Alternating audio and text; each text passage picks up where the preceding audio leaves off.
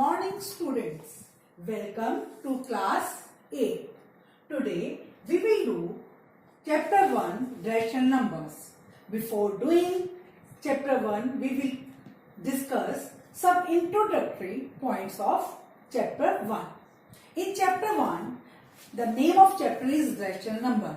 The first point is what are rational numbers. So rational numbers, the numbers which can be written in the form of P by Q, where P and Q are integers and Q is not equal to 0 and their HCF is 1. They are called rational number. Rational number कौन से numbers होते हैं? वो number जिनको हम किस form में लिख सकते हैं? P by Q की फॉर्म में लिख सकते हैं. और P और Q क्या है हमारे? इंटीजर्स हैं. बट जो Q है वो कभी भी 0 नहीं होना चाहिए, क्योंकि अगर आपका Q 0 हो जाएगा, जैसे आपने लिखा 7/0, P by Q में हमने लिया 7/0, तो अगर हम 7/0 करते हैं तो आंसर क्या आएगा? Not defined. Not defined.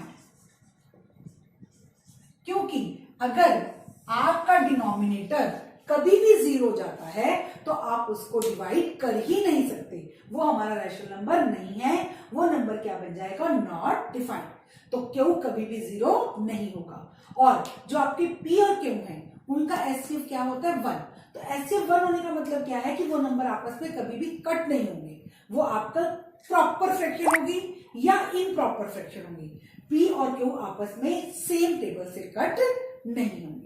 So rational numbers which can be written in the form of P by Q, where P and Q are integers, Q not equal to 0 and HCF of P and Q is 1. तो वो हमारे हैं rational number. Next we come to commutative property. Commutative property हमारी क्या कहती है? We can add or multiply two rational numbers in any order. कि क्या मतलब है इसका?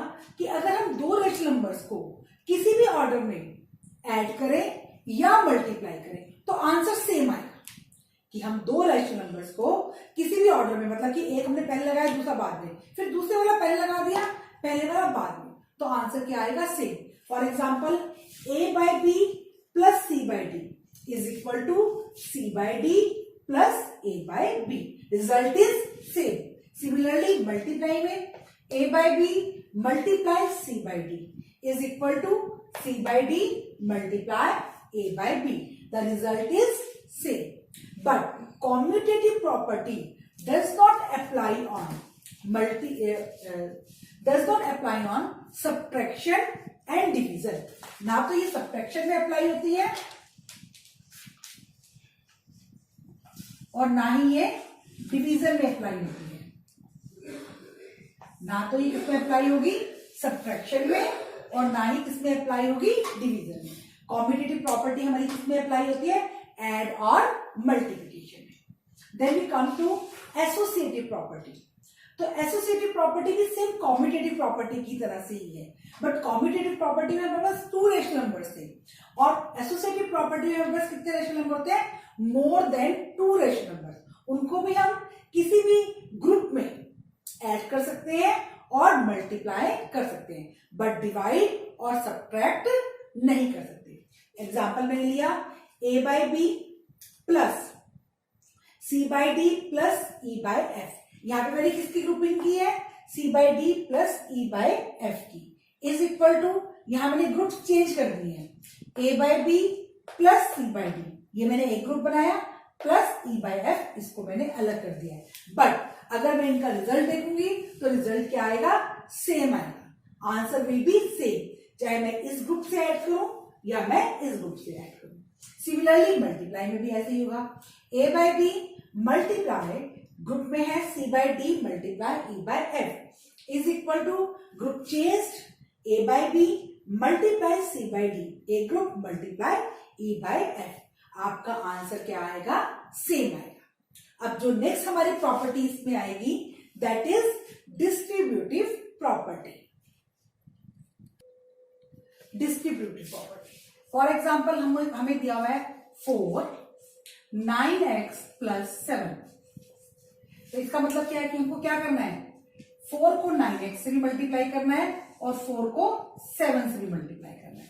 तो 4 मल्टीप्लाई 9x प्लस 4 मल्टीप्लाई 7। तो ये हमारी क्या है, डिस्ट्रीब्यूटिव प्रॉपर्टी। ऐसे ही a by B c by D plus e by f। तो इसको a बाय बी को किससे मल्टीप्लाई करना है, c बाय डी से, और a बाय बी को किससे मल्टीप्लाई करना है, e बाय f से।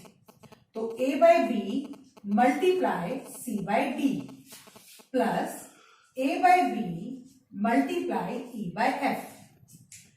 ये आपकी डिस्ट्रीब्यूटिव प्रॉपर्टी है कि आपने उसको ओपन करके लिखा ब्रैकेट को, ब्रैकेट के बाहर जो नंबर था उसको हमने ब्रैकेट के अंदर वाले नंबर से क्या कर दिया, मल्टीप्लाई कर दिया। लेकिन जब हम क्वेश्चंस करेंगे एक्सरसाइज में तो हमारे पास ये फॉर्म दी होगी, तो हमें इसमें कॉमन देखना है कौन सा नंबर है। कॉमन नंबर कौन सा है, a by B, a by B हमारा कॉमन है, तो ये हमने कॉमन ले लिया, और c by D plus e by f। तो जो फॉर्म हमें दी हुई थी उस फॉर्म में दोबारा हमारा आंसर आ गया। तो ये हमारी क्या है, क्या है, ये हमारी distributive property. We have to see common number from the terms given. Then we come to additive inverse. Additive inverse, additive inverse क्या है, change the sign of rational number।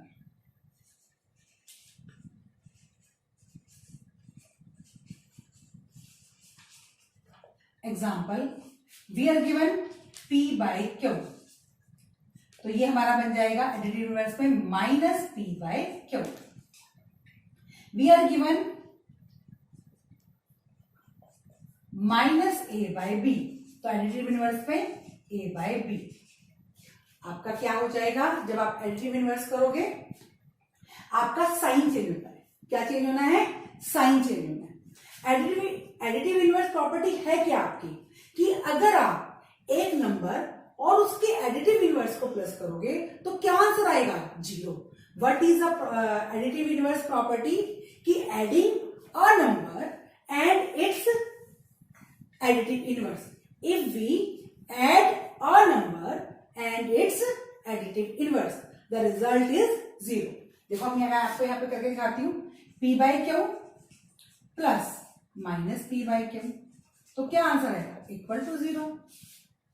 Minus a by B plus a by B, क्या answer आएगा, 0।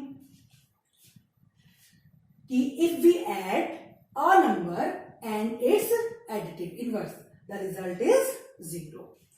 Next we come to multiplicative inverse।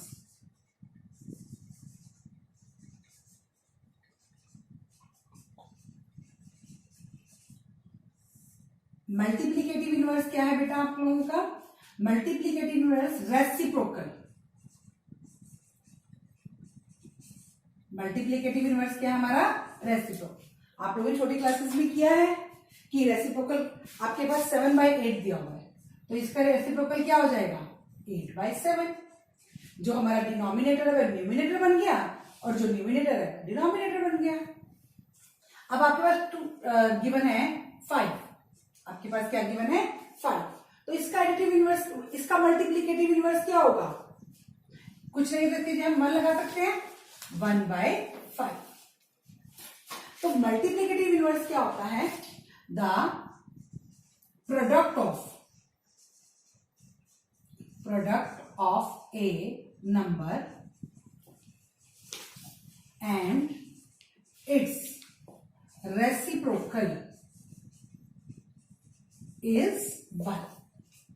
कि एक number को उसके reciprocal से अगर हम मल्टीप्लाई करेंगे तो क्या आंसर आएगा, 1 आंसर आएगा। जैसे हमने यहां पर लिया 7 बाय 8 मल्टीप्लाई 8 बाय 7, तो क्या आंसर आया आपका 1। 5 बाय 1 मल्टीप्लाई 1 बाय 5, क्या आंसर आया 1। हमने एडिटिव इनवर्स में क्या रिजल्ट निकाला, कि अगर हम एक नंबर को और उसके एडिटिव इनवर्स को, एडिटिव से हमें पता लगा कि हमको ऐड करना है, उसको प्लस करते हैं तो क्या आंसर आता है, 0। ऐसे मल्टीप्लीकेटिव इनवर्स में हमें क्या पता लगा कि अगर एक नंबर को हम उसके रेसिप्रोकल से मल्टीप्लाई करते हैं तो क्या आंसर आता है 1। तो अब इसके बाद हम आते हैं, नेक्स्ट हमारी प्रॉपर्टी है, students you can write all these properties in your notebook. You can pause your video and write all these properties in your notebook. You have to note down this property in your fair notebook. Now we come to additive property.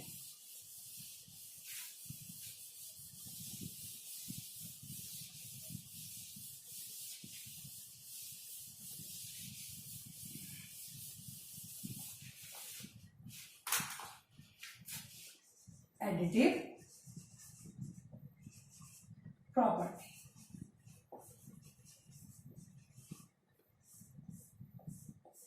Additive property, adding 0 to any rational number.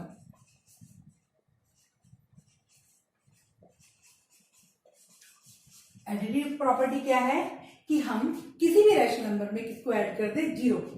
जैसे 7/5 plus 0 is equal to 7/5। तो ये हमारी कौन सी property है, additive property. Then multiplicative property,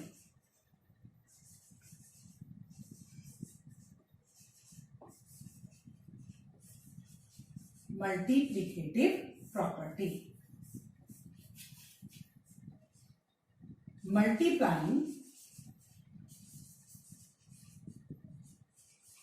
multiplying rational number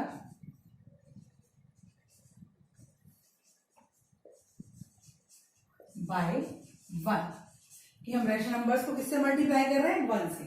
जैसे 7/5 multiply 1, तो ये हमारी कौन सी प्रॉपर्टी हो गई, multiplicative property. Additive property, adding 0, multiplicative property, multiplying by 1 is equal to 7/5। तो ये सब हमारी क्या थी, प्रॉपर्टीज थी। तो मैंने आपको क्या कौन कौन सी बताई है। First of all I have told you the definition of rational number, then I have told you commutative property, associative property, multiplicative inverse, additive property, multiplicative property and distributive property.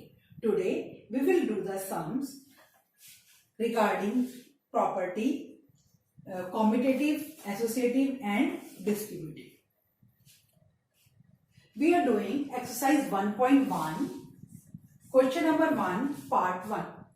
Using properties, find -2/3 multiply 3/5 plus 5/2 minus 3/5 multiply 1/6। आपको property use करनी है। Property कौन कौन सी की है हम लोगों ने, एसोसिएटिव, कॉम्यूटेटिव, डिस्ट्रीब्यूटिव। इन 3 प्रॉपर्टीज का इस क्वेश्चन में यूज होगा। सबसे पहले हम इसमें जो प्रॉपर्टी यूज करने से पहले हम इसमें देखते हैं कि कितनी टर्म्स है। अगर 2 टर्म्स होंगी तो कौन सी प्रॉपर्टी यूज हो सकती है, कॉम्यूटेटिव और डिस्ट्रीब्यूटिव। अगर 2 से ज्यादा टर्म्स हैं तो हमारी एसोसिएटिव और डिस्ट्रीब्यूटिव प्रॉपर्टी यूज होगी। तो पहले हम देखते हैं कितनी टर्म्स है। आपकी टर्म्स अगर कहीं पर मल्टीप्लाई का साइन है तो वो आपकी एक ही टर्म है। जैसे ये मेरी एक टर्म है 1, उसके बाद ये मेरी सेकंड टर्म है और ये मेरी थर्ड टर्म है। इन दोनों के बीच में मल्टीप्लाई का साइन है तो ये मेरी एक टर्म है। प्लस 5/2, अब इसमें मल्टीप्लाई का साइन नहीं है तो ये मेरी सेकंड टर्म है। और नेक्स्ट -3/5 मल्टीप्लाई 1/6, ये मेरी थर्ड टर्म। बेटा सबसे पहले मैं आपको एक चीज बताती हूँ कि हम प्रॉपर्टीज का यूज करते क्यों हैं। हम प्रॉपर्टीज का यूज इसलिए करते हैं ताकि हमारी कैलकुलेशन इजी हो जाए। हमारी कैलकुलेशन क्या हो जाए, इजी हो जाए।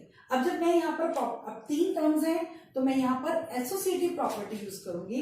तो एसोसिएटिव प्रॉपर्टी जब मैं यूज करूंगी तो मैंने लिखा -2/3 मल्टीप्लाई 3/5 और मैं इसके साथ वो टर्म लेकर आऊंगी जिसमें या तो -2/3 हो या 3/5 हो।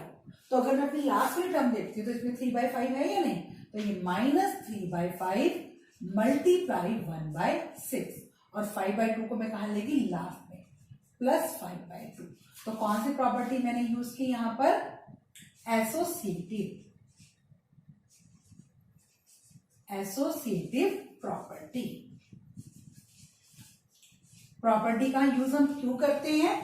ताकि हमारी कैलकुलेशन क्या हो जाए, इजी हो जाए। और जब मैंने प्रॉपर्टी यूज की तो मैंने ऐसे नंबर्स को साथ में किया कि जिसमें कुछ एक जैसा। तो मेरे पास 3 टर्म्स थी, तो पहली और लास्ट वाली टर्म्स में 3/5 दोनों में क्या है, सेम। अब मैं यहां पर यूज करूंगी डिस्ट्रीब्यूटिव प्रॉपर्टी। डिस्ट्रीब्यूटिव प्रॉपर्टी में मैंने आपको क्या बताया था कि दोनों में से जो चीज कॉमन होगी उसको हम बाहर निकाल लेंगे। अब यहां भी 3/5 है और यहां भी 3/5 है, तो ये 3/5 को मैंने क्या किया, बाहर निकाल लिया। तो अब मेरे पास क्या बच गया, इस टर्म में से 3/5 बाहर चला गया, तो क्या बचा यहां पर, -2/3। अगला -1/6 और +5/2। कौन सी प्रॉपर्टी यूज की मैंने, डिस्ट्रीब्यूटिव प्रॉपर्टी।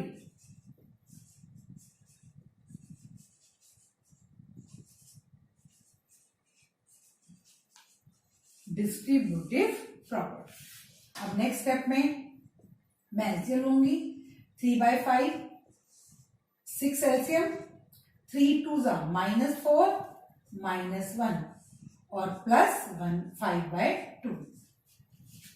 3/5 मल्टीप्लाई -5/6, -4 -1 -5, 5 से 5 कट, 3 2 और +5/2। तो यहां से मेरे पास आया -1/2 +5/2। 2 LCM, -5 1 + 5 4/2। 2 2 2 is the answer. Again, we have given that statement. We have given the statement -2/3 multiply 3/5। आपको कट नहीं करना है, यहाँ पे 3 से 3 को कट नहीं करना है कि आप लोग कट करने लग जाओ, ठीक है। आपकी ये एक स्टेटमेंट है।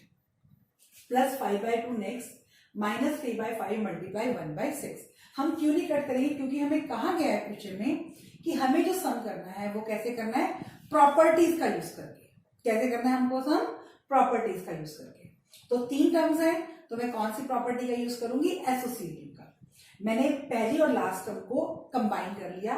क्यों किया, बिकॉज उसमें मुझे एक नंबर दोनों में क्या नजर आ रहा है, कॉमन नजर आ रहा है। एक नंबर क्या नजर आ रहा है, कॉमन। और जो मेरी मिडल टर्म थी उसको मैं लास्ट में ले गई।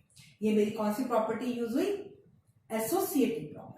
देन नेक्स्ट टर्म में मेरे पास 2 टर्म पे 3/5 कॉमन है, मैंने उसको कॉमन निकाल लिया, बाहर रख लिया। तो अंदर क्या बचा, ये बाहर चला गया तो -2/3, इसमें से ये बाहर चला गया तो -1/6। ये मेरी कौन सी प्रॉपर्टी हुई, डिस्ट्रीब्यूटिव प्रॉपर्टी। देन एलसीएम लेकर और फिर मैंने अपने क्वेश्चन को सॉल्व किया। ओके स्टूडेंट्स, अब इसका सेकंड पार्ट जो है वो आपको ट्राई करना है। Second part, try yourself.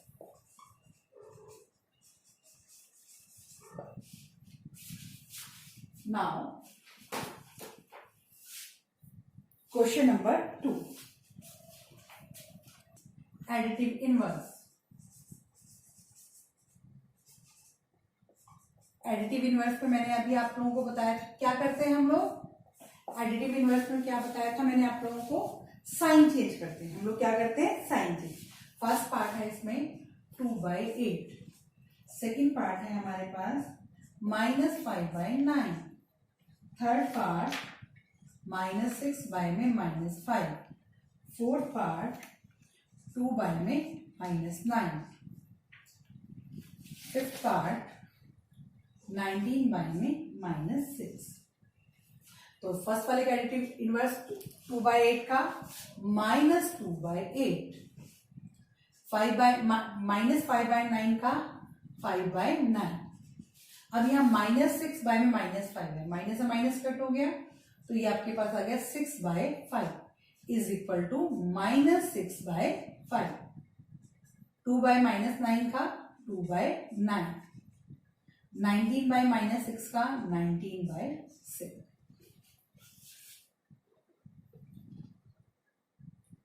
Then I am doing question number 8. Question number 8.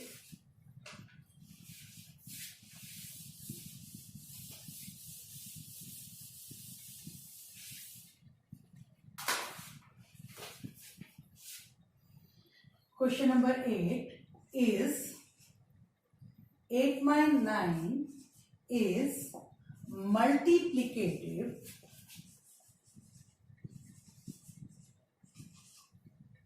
inverse of minus 1 by 8. Why और why not? आपको बताना है कि 8 by 9 माइनस 1 प्लस 1 by 8 का मल्टीप्लीकेटिव इनवर्स है या नहीं। मैंने जब आपके साथ प्रॉपर्टी डिस्कस की थी तो मैंने आपको क्या बताया था कि क्या होता है मल्टीप्लीकेटिव इनवर्स में, the product of A number and it's reciprocal is 1, कि एक नंबर और उसके रेसिप्रोकल का प्रोडक्ट क्या होता है, 1 होता है। तो हम इन दोनों नंबर्स को क्या करके देखते हैं, मल्टीप्लाई करते हैं। अगर हमारा आंसर 1 आएगा तो यस मल्टीप्लीकेटिव इनवर्स है, और अगर 1 नहीं आएगा तो नो, ये मल्टीप्लीकेटिव इनवर्स नहीं है। तो हमने 8 by 9 मल्टीप्लाई माइनस 1 by 8, तो ये 8 by 9 मल्टीप्लाई माइनस 9 by 8, 8 1 जा 8 प्लस 1 9 by 8, 8 से 8 कट, 9 से 9 कट, माइनस 1। अब लेकिन हमें आंसर क्या चाहिए था, 1 चाहिए था, लेकिन आया क्या हमारा आंसर, माइनस 1। अब लिखेंगे result is not 1। So 8 by 9 is not the multiplicative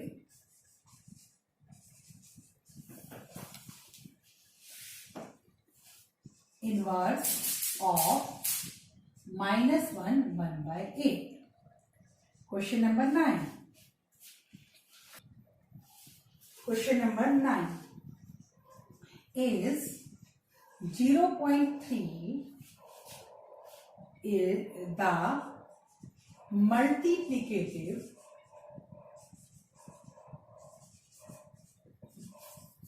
inverse of 3 1 by 3, y और y नॉट। सेम आप क्वेश्चन नंबर 8 की तरह से करोगे, इन दोनों को मल्टीप्लाई कीजिए। अगर आपका रिजल्ट 1 आता है, आंसर 1 आता है तो यस ये इसका मल्टीप्लीकेटिव इनवर्स है, और अगर नहीं आता तो नो। तो ये 0.3 मल्टीप्लाई 3 प्लस 1 by 3, तो ये 3 by 10 मल्टीप्लाई 3 से 9, 10 by